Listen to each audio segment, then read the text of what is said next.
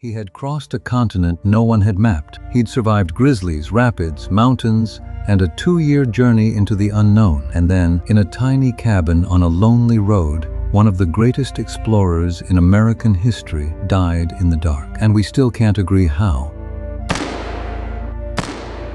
A remote inn, no witnesses anyone could trust, and a man who took the truth of his final night to the grave. This is the mysterious death of Meriwether Lewis, a case that has divided historians for more than 200 years. Was it suicide or was it murder? To understand the end, you have to understand the man. Meriwether Lewis was a national hero. Alongside William Clark, he had led the corps of discovery across the American West, from the Mississippi to the Pacific and back, and returned with maps, journals, and knowledge that reshaped a young nation. For his triumph, he was rewarded with a powerful post, governor of the vast Louisiana Territory.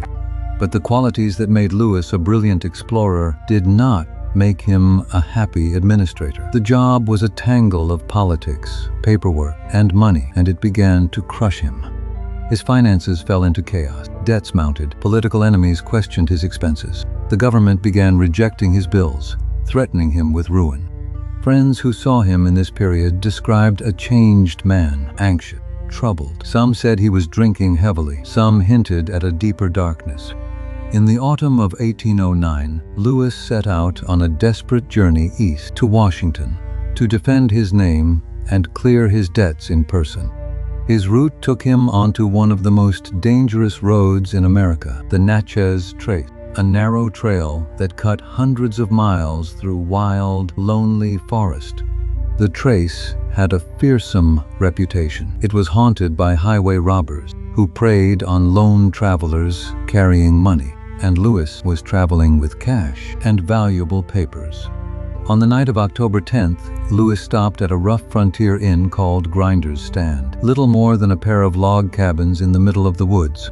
The innkeeper's wife was there, along with servants. Her husband was away, and by her account, Lewis was behaving strangely that evening, restless, pacing, talking to himself. She served him supper. He grew agitated. She retreated to a separate cabin for the night, leaving Lewis alone in his room with the dark forest pressing in on every side. And then, in the small hours, she said she heard gunshots, 2 of them. But, and this is where the case begins to unravel, she claimed she did not go to him. She said she was too afraid to open her door. Hours passed before anyone reached Lewis. By the time help came, it was too late. Meriwether Lewis, the man who had conquered a continent, was gone. He was 35 years old. The official conclusion, reached quickly and with little investigation, was suicide.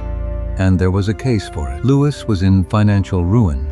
He was reportedly depressed, possibly ill, and by some accounts had spoken darkly of ending his life before. His close friend, Thomas Jefferson, accepted the suicide explanation. Jefferson had known Lewis's melancholy streak for years and believed the pressures had finally broken him. For many, that settled it. A brilliant, troubled man, alone at the end of his rope, in a cabin at the edge of nowhere. But almost immediately, others refused to believe it, and the more they looked at the details, the stranger the suicide appeared. Start with the wounds. Lewis was reportedly shot in more than one place. To some, surviving long after such wounds and inflicting them at all seemed nearly impossible for a single desperate act. Then there was the setting. The Natchez Trace was infamous for murder and robbery. A wealthy traveler, alone, with cash and papers, was exactly the kind of target bandits dreamed of. And the only real witness, the innkeeper's wife, told a story that changed in the retellings and that no one could confirm. A locked door, gunshots, hours of fear, and no one who actually saw what happened. Some pointed fingers at robbers on the trace. Others whispered about political enemies who wanted Lewis silenced before he could reach Washington and defend himself. There were even suspicions about the people at the inn itself, but no one was ever charged. No investigation worthy of the name was ever truly conducted. Over the centuries, the debate has never cooled. Descendants of Lewis have pushed, more than once, to have his remains exhumed and examined with modern science. They believe the truth might still be readable in his bones, evidence that could finally show whether he died by his own hand or another's. So far, those efforts have been denied. And so the question hangs unanswered. Exactly where it has hung since 1809. A haunted man at the end of his rope, or a hero ambushed on a killer's road. What makes it ache is the contrast. This was a man who had faced down the entire wilderness of a continent and won. To be undone in a tiny cabin in the dark with no one to witness it, it feels like the wrong ending for such a life. Maybe that's why we can't let it go. We want the man who mapped the unknown to have an ending we can actually know.